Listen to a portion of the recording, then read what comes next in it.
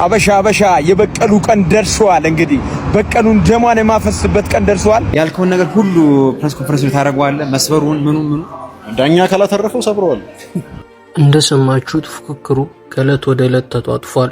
ጆኒ እግሩን ሰብሯለሁ ይላል። ያልከውን ነገር ሁሉ ፕሬስ ኮንፈረንስ ታደርገዋለህ። መስበሩን ምኑ ዳኛ ካላተረፈው ሰብረዋል።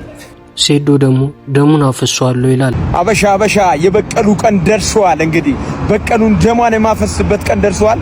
ትኬት ወጥቷል። ቶሎ በሉ ሳያልቅባችሁ ትኬት እየተጣጣፈ ነው። የጆኒና የሴዶ የኤምኤምኤ ፍልሚያን በተመለከተ አስገራሚ መረጃ ተሰማ። የፍልሚያው የመግቢያ ትኬት ቪቪአይፒ 100 ሺህ ብር መሆኑም ተገልጿል። ይህም ልዩ የሪንግ አጠገብ መቀመጫ፣ ያልተገደበ የምግብና የመጠጥ አገልግሎት፣ ወደ ተወዳዳሪዎች ልብስ መቀየሪያ ክፍል የመግባት እድል እንዲሁም መቀመጫ የመምረጥ መብት ተካቶበታል ተብሏል። ቪቪአይፒ ፕሪሚየም፣ ቪቪአይፒ ኖርማል፣ ቪአይፒ እንዲሁም ሬጉላር ትኬቶች አሉም ተብሏል። በዚህ ጉዳይ ላይ እናንተ ምን ትላላችሁ? ሐሳባችሁን ኮመንት ላይ አጋሩ። የትኬት ዋጋ ይህን ፍልሚያ ለማየት 100 ሺህ ብር አለ፣ 50 ሺህ ብር አለ፣ 30 ሺህ ብር አለ፣ 20 ሺህ ብር አለ። መደበኛ ደግሞ 10 ሺህ ብር። የመጨረሻ ትኬቶች ደግሞ በ4 ሺህ ብር ይሸጣሉ። የቲኬቱ ዋጋዎች በዝርዝር እንደዚህ ተቀምጠዋል። እያንዳንዱ ልንገራችሁ። ቪቪአይፒ ሪንግ ሳይድ ቲኬት 100 ሺህ ብር ነው። የተለያዩ እንግዲህ ነገሮች ተካተውበታል። ሁለተኛው ደግሞ ቪቪአይፒ ፕሪሚየም ቲኬት ሲሆን ይህም ደግሞ 50 ሺህ ብር ነው። ሶስተኛው ቪቪአይፒ ኖርማል ቲኬት ነው። ይህኛው ደግሞ 30 ሺህ ብር ነው። አራተኛው ቪአይፒ ቲኬት ይሁንና ይህኛው ደግሞ የሚሸጠው 20 ሺህ ብር ነው። ሬጉላር ቲኬት ወይም ደግሞ መደበኛ ቲኬት ደግሞ የሚገባበት 10 ሺህ ብር ይሁንና ደግሞ ቀድሞ የሚገዙት ወይም ደግሞ ጥቂት ቲኬት ነው የተዘጋጀው ቀድሞ ለሚገዙ ወይም ቲኬቱን ለሚቆርጡት ደግሞ 4000 ብር እንግዲህ ሆኗል። አሁን እዚህ ሁላችንም ከመጣ ነው ጀማ ውስጥ በጣም ደስተኛ ብዬ የማስበው ዛሬ ንቃተ ህሊና ነው። ሁሌ ጫካ ሲል ሰሙታለሁ። አሁን ከጫካ ውስጥ ቅድም ራሱ እኛ አርፍደን መጣን፣ እሱ ከዚህ ነው የወጣው፣ እዚህ ነበር ያደረው። እዛ ጋር ሜቢ ካምፑ ይታያል። እሺ ቤተሰቦቻችን፣ አሁን የምንገኘው የጉዞአችን መጨረሻ ቀበና ወንዝ ጋር ነው የምንገኘው።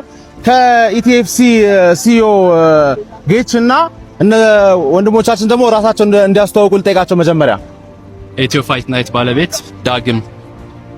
የኢትዮ ፋይት ናይት ባለቤት ዳግም ይባላል። ኢትዮ ፋይት ናይት አዘጋጅ ዮኒ ቬጋስ። ዩናይትድ አፍሪካ ኤምኤምኤ ዮናታን። ዩናይትድ አፍሪካ ኤምኤምኤ። ሰው እዚች ጋር ቤዚክሊ ኢትዮጵያ ውስጥ የኤምኤምኤ ፋይትን ለማሳደግ ጥረት እያደረጉ ያሉትን ሁሉንም አካሎች እዚች ጋር አግኝቻለሁ። ሁላችሁም ጌችን ታውቁታላችሁ። መጀመሪያ ጌችን የምጠይቀው ጥያቄ እንዴት ነው አሁን ይሄ ፕሮሞሽኑ የስፖርቱ ላይ ያለው መነቃቃቱ ምናምን ነገር ለወደፊት ላለው ትውልድ ምናምን ምን አይነት አስተዋጽኦ ያደርጋል ብለህ ትገምታለህ? አሜን። ይሄ ነገር ብዙ ወጣቶች እዚህ ስፖርት ውስጥ የነበሩ ያሳለፉ ናቸው። ስፔሻሊ ኤምኤምኤ ላይ ባይሆንም ማርሻል አርቱ ላይ በጣም ብዙ ወጣቶች አሉ። አሁን እነሱን ወጣቶች ሰብስበን የእውቅናቸው መጨመር ከገንዘብም እንዲያገኙ ማድረግና ከተቻለ ደግሞ እግዚአብሔር ያው ይቻላል፣ ለምን አይቻልም? ትልልቅ አትሌቶችን ወደ ሌላ ሀገር ወደ ሌላ ውጪ ለመውሰድ ነው እንግዲህ ሀሳባችን እንደምታየው ነው። ፕላትፎርሙ ባለ ቁጥር ሞር የፋይተሮችም ሞራልና ወኔም የበለጠ ይሰፋልና ወደ ኢንተርናሽናል ደረጃ ማድረግ እንችላለን ብለህ ታስባለህ ማለት? አብሶሉት ትልቅ እቅዳችን እሱ ነው። በጣም ለዚህም ደግሞ በጣም እናመስግናለን፣ እናደንቃለን።